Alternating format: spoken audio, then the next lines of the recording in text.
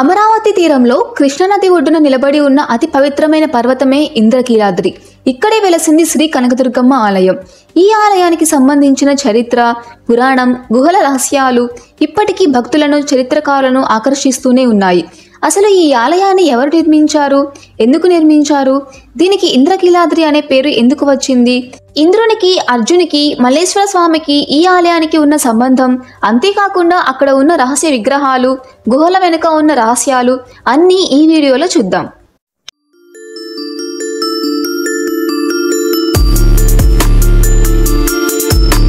కీలుడు అనే యక్షుడు. ఇక్కడ యక్షులు అంటే హిందూ పురాణాల్లో కుబేరుని అనుచరులు. వారు గుప్తనిధుల కాపలాదారులుగా, అలాగే ప్రకృతి శక్తులలో నివసించే ఆధ్యాత్మిక ప్రాణులుగా చెప్పబడ్డారు. అయితే ఈ కీలుడు చాలా భక్తి శ్రద్ధ కలవాడు. అతనికి దుర్గాదేవిపై అపారమైన భక్తి ఉండేది. అయితే కీలుడు ఒక కోరిక పెట్టుకుంటాడు, దుర్గాదేవి ఎప్పటికీ నా హృదయంలో నివసించాలి అని. దానికోసం అతను కఠినమైన తపస్సు చేయగా చివరికి దుర్గాదేవి ప్రసన్నమవుతుంది. ఆమె ప్రత్యక్షమై నీకు ఏ వరం కావాలి అని అడుగగా అప్పుడు కీలుడు, అమ్మా, నా హృదయంలో నువ్వు శాశ్వతంగా నిలిచి ఉండాలి అని అంటాడు.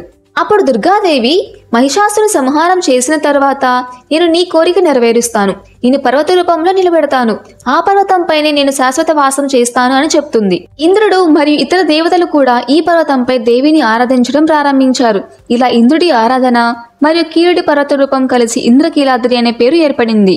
ఇక అమ్మవారి విగ్రహ విషయానికి వస్తే దుర్గాదేవి విగ్రహం స్వయంభూ శిలారూపం, అంటే తనంతట తానే స్వయంగా ఉద్భవించిందని ఆలయ శాస్త్రాలు చెబుతున్నాయి. మొదట అమ్మవారి విగ్రహం ఉగ్ర రూపంలో, అంటే మహిషాసురమర్దిని, చండికా రూపంలో దర్శనమిచ్చేవారట. కానీ భక్తులు భయపడకుండా అమ్మవారు సౌమ్య రూపిణిగా కరుణతో ప్రసన్నమవ్వాలని ఆది శంకరాచార్యులు శ్రీచక్ర ప్రతిష్ఠ చేశారట. ఇక అప్పటి నుండి అమ్మవారు శ్రీ కనకదుర్గమ్మగా ప్రసిద్ధి చెందారు. ఇక ఈ పర్వతంపై ఉన్న ఆలయాన్ని అందరూ కనకదుర్గమ్మ ఆలయంగా పిలుస్తారు. కానీ అసలు పేరు మాత్రం శ్రీ దుర్గా మల్లేశ్వర స్వామి దేవస్థానం. అయితే అమ్మవారి పేరుతో పాటు మల్లేశ్వర స్వామి పేరు కూడా కలవడానికి కొన్ని పురాణ రహస్యాలు ఉన్నాయి.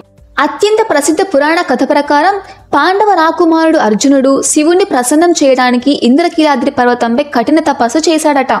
అంతేకాకుండా కురుక్షేత్ర యుద్ధంలో పాండవులను విజయవంతం చేయాలంటే అత్యంత శక్తివంతమైన దైవిక ఆయుధమైన పాశుపతాస్త్రంని పొందాలనేది అతని లక్ష్యం. అతని భక్తితో ప్రసన్న చిత్తుడై శివుడు అతని ముందు లింగ రూపంలో ప్రత్యక్షమై ఆయుధాన్ని ప్రసాదించాడట. ఈ సంఘటన ఆలయ పురాణాల యొక్క మూల స్తంభం.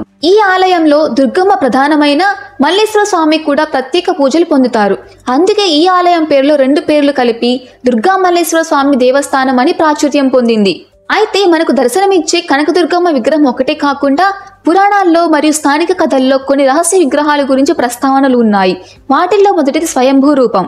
గర్భగుడిలో భక్తులకు కనిపించని ఒక రహస్య స్వయంభూ శిలారూపం కూడా ఉందని పురాణాలు చెబుతున్నాయి. కొన్ని కథనాల ప్రకారం ఇంద్రుడు అసురుల పీడనంతో బాధపడి తపస్సు చేసే సమయంలో వెలువడిన దివ్యకాంతుల మధ్య కొండలోని ఒక గుహలో మహిషాసురమర్దిని రూపం స్వయంభూ శిలారూపంగా ప్రత్యక్షమైందని చెబుతారు. అయితే ఇది గర్భగుడిలోనే రహస్యంగా ఉంచబడి నిత్యం పూజలు జరుగుతాయి.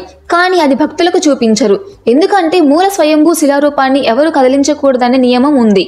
రెండవది అధిష్టాన దేవతలు. ఆలయం చుట్టూ చిన్న గుహలు ఉన్నాయని, వాటిలో కొన్ని ఉగ్ర రూపాలు అంటే చాముండేశ్వరి, కాళీ విగ్రహాలు ఉన్నాయని పెద్దలు చెబుతారు. సాధారణ భక్తులకు ఇవి దర్శనమివ్వరు.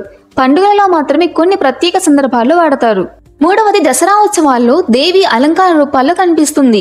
కానీ స్థానిక కథనం ప్రకారం మూల విగ్రహానికి 9 గోప్య రూపాలు ఉన్నాయని, అవి కేవలం పూజారులకు మాత్రమే తెలిసినవని అంటారు. ఇక చారిత్రక సూచనల ప్రకారం కాకతీయులు, విజయనగర రాజులు, తూర్పు గంగులు వీరందరూ దేవిని అత్యంత రహస్యంగా పూజించి కొన్ని విగ్రహాలను గుహల్లో ఉంచినట్టు రాతలు చెబుతాయి.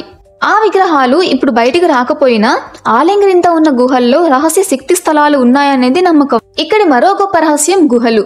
ఇంద్రకీలాద్రి లోపల సహజ సిద్ధమైన రహస్య గుహలు ఉన్నాయి. ఒక గుహ నేరుగా కృష్ణానది వరకు వెళ్తుందని, ఇంకొకటి భవానీపురం వైపు కొనసాగుతుందని పెద్దలు చెబుతారు. ఈ మార్గాన్ని రాజవంశాలు యుద్ధ సమయాల్లో రహస్యదారిగా వాడుకున్నారని కథనాలు ఉన్నాయి.